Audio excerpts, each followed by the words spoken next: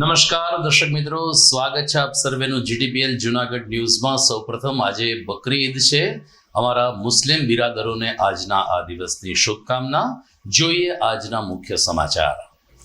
બેબેસિયા રોગથી સિંહના મોત થયાનું સામે આવતા સરકાર હરકતમાં। મુખ્યમંત્રીએ યોજી સમીક્ષા બેઠક, તો વેટરનરી તબીબ દ્વારા વેક્સિનેશન શરૂ કરાયું।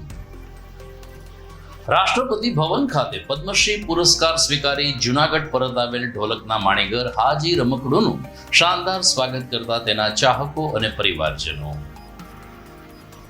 મ્યુનિસિપલ કમિશનર પ્રભવ જોશીએ દામોદર તીર્થ ક્ષેત્રની મુલાકાત લઈ કુંડના પાણી અને ભાવિકો માટેની વ્યવસ્થાનું કર્યું નિરીક્ષણ।